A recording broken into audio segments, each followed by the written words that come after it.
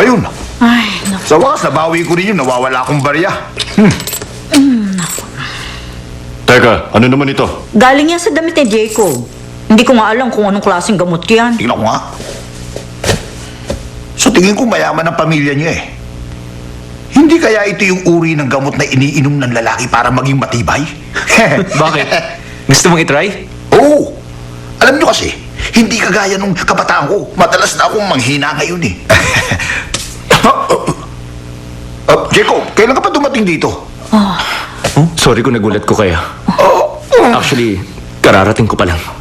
Ganun ba? Ano ba klaseng gamot yan? Bakit bigla mo na lamang inagaw sa akin? Dahil ba may laman niya na special ingredients, ganon? Hindi naman. Ano lang. Gamit ko to para sa sipon ko. Eh si Takbo, hindi mo ba kasama? Hindi. Wala pa rin po ba siya? Panatag na panatag kayo, ha?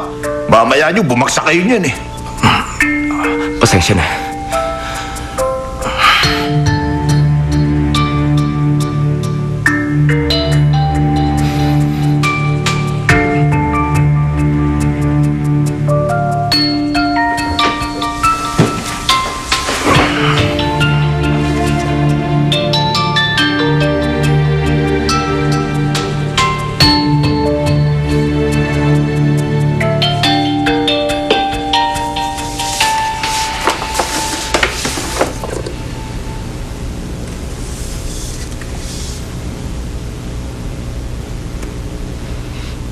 Si Takbo ang bumili niyan.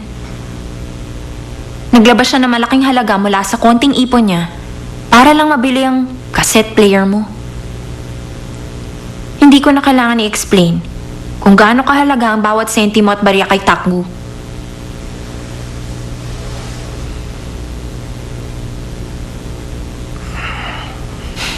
Ang tanga niya rin. Yung wala siyang kamalay-malay na hindi lang pera ang mawawala sa kanya. Tingin ko, siya na ang pinakaengot na tao sa mundo. Ano sa tingin mo, Jacob?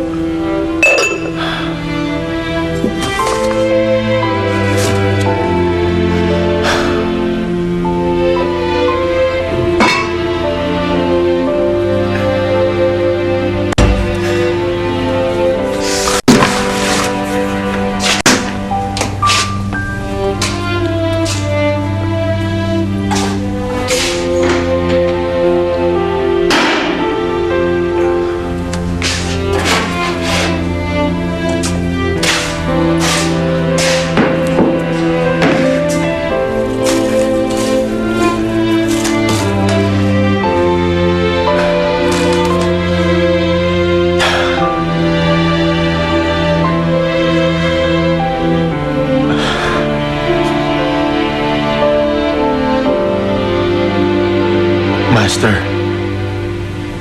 wala po akong gana ngayon. Ano pong dapat kong gawin?